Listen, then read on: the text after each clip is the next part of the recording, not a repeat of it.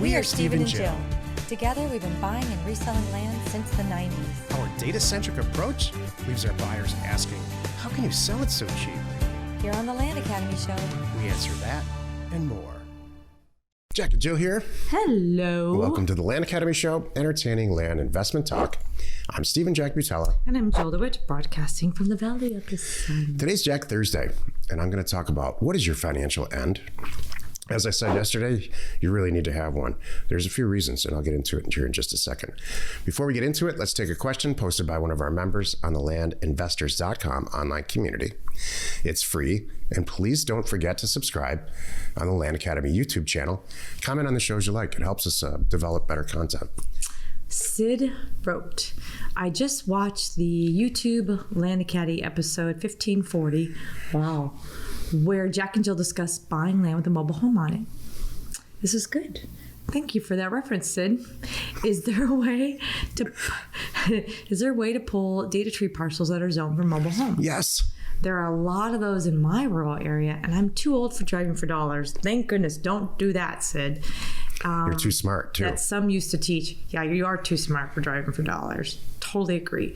Not to mention, what are you going to drive for dollars for? Because in my world, you reach out to every single mobile home owner. So what's to drive? If you go into data tree and you look at use, land use, and it's not all counties, but most counties will have mobile home Designation. If that assessor in the county that you're interested in cares about use delineation, and not all of them do, the more rural the county, the less they care. For a lot of reasons, because the property values are more similar. In an urban area, the property values are very, very different. It's a wide range of value. If you get mobile home and you click on it, and you can test very quickly whether or not that uses it, because you can see the numbers change, the whole total count. The vast majority of the counties that I've ever worked in care about use, and they say it. So you can find it that way. The other way is to look at zoning. Some counties have a very specific zoning. It's a lot more rare than the way I just described earlier. So check for use. Yes, and then rip away. Mess around with the data, and Jill and I send out mobile home mailers regularly. Buy mobile homes. The worse condition they are, the better. Mm-hmm. And we buy them real cheap and sell them for more. Not in parks. Yeah, there's two types of mobile home real estate deals. Mobile homes in mobile home parks, those have we're land people. Right. Unless you buy the whole park, and that's a whole different deal. Right. You're just going to end up buying the actual mobile home, which isn't real property. It's personal property. Correct. It's like buying a car. It's not Car Academy, it's Land Academy. Second type, which is what we tried that. which is what we care about. Didn't work. Is a mobile home that's on its own APN. It's on its own piece of real estate. And that can be extremely profitable. There are people in our group, that's all they do. Mm-hmm. Today's Jack Thursday. What's your financial end? There's a couple reasons that you need to have a financial end. One, if you write down what you want in life and talk about it to yourself or to your loved one as much as they can handle it, you're going to get it. You're infinitely more likely to achieve your goals if you write them down or think about them all the time. And the more specific you are about it, the greater likelihood that it's going to happen, and within a time frame. I'm going to plug $10 million here. Go ahead, Joe. We led off in Career Path with this is one of our questions. This is why we're doing this episode, actually. Mm-hmm.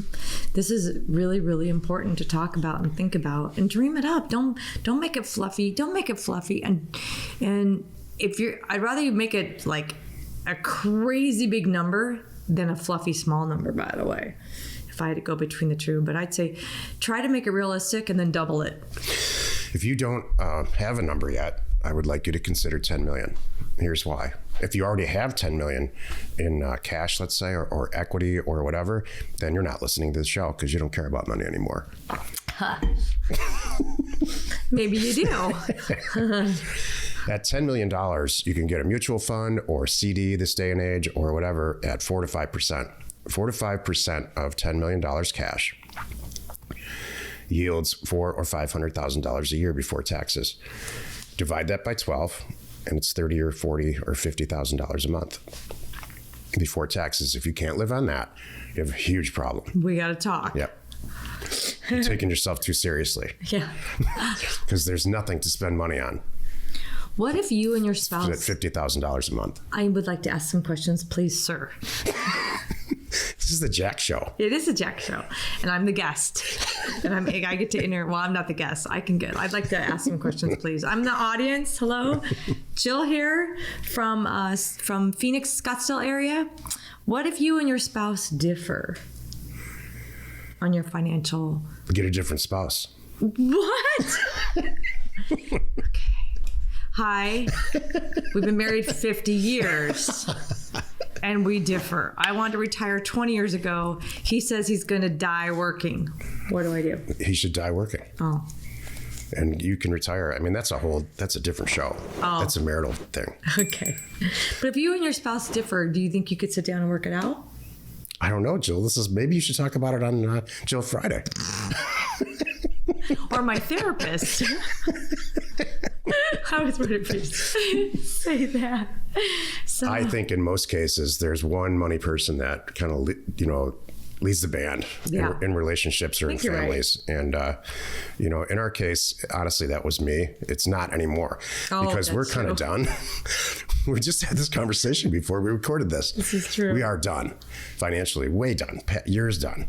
And, Jill just wants to keep doing this. No, I used to say a long time ago, I was done, at that last house, fill in the blank. Mm-hmm. That was like 5 years ago or something. And he's like, no. And then now the tables have totally turned. It's completely reversed. He's like, we don't have to work this hard anymore. I'm like, oh no, I got a lot more in me. That's what happens. I got a second wind. I know. What is that? I don't know. I don't know. But I'm excited. Well, you know what? You know what I told you today?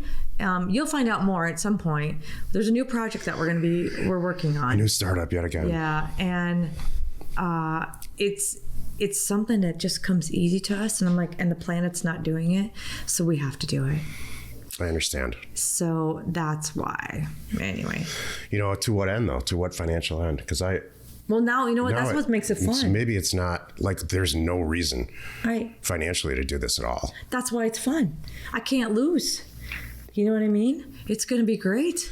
I can just go for it. And if I do half as well as I think I do, yay, this is awesome. Or if it doesn't work out, I go, that was fun. By the way, $10 million is about 350 real estate deals. Yeah. Give or take. If you're like, I don't know the exact numbers, but I worked it out. If you buy for 40, sell for 80, which is very, very, very accomplishable. Yeah. You're 300 deals away, 350, I think, 360. That'd be fun. Maybe just call it 400 because it's after tax and all that. That's not that many. Deals. Could you imagine? Think about your life and I would have that countdown ticker on my phone. Mm-hmm. I'm now at 375. I'm now at 320. Well, there's 50, let's call it 50 weeks in the year. So if you do two deals a week, which is really not hard, 100. And especially with land funding and all the help that you get here. You do it in 4 years. Yeah, exactly. And then I'll tell you, if your first year you do one a week, then the second year you do two, then the second year you do three, you get there fast. Now you're doing it in 3 years. And if it becomes a thing where now you've got a full-time employee because you're doing it even faster, you're not going to stop at 10 million. It would be silly because you're only working a couple hours a day. Yep. Welcome to our world. Yep. Happy you could join us today, 5 days a week. You can find us here on the Land Academy Show. Tomorrow's Jill Friday, and she's going to talk about how to turn angry landowners into actual sellers. Yeah. You are not alone in your real estate ambition. Maybe it should be angry partners into willing participants. How to tame your angry business partner. Yeah, exactly. There's a show. Step 1, pick your battles. How do I identify? What could it be? How do I identify your business partner if your business partner has a personality disorder? Okay. That's a show. That's a show. I could talk a lot about that. Or which personality disorder does your business partner have? That's awesome. I love it. Okay, so we talked about everything this week but Parcel Fact. We haven't talked about Parcel Fact. Hey, Thank you for tuning in. By the way, if you are like us and most of the properties that you're looking at don't have a street address like 123 Main Street, because why? Because you're doing land. So check out parcelfact.com. All you need is state, county, APN, and you'd be shocked and amazed. And there's a day pass there too. It's like $5. So go get the day pass. Check out Parcel Fact. I promise you'll be hooked. It's how I do my due diligence in 3 to 5 minutes. It's awesome. We are Jack and Jill. Information and inspiration to buy undervalued property. Undervalued property. Yeah. We hope you find our content valuable and we appreciate your support. If you have not already, please check out our channel and hit the subscribe button. And your comments and suggestions help us to create the content you're here for. Hitting the like button helps to support our channel's algorithm and gauge your interest for future shows.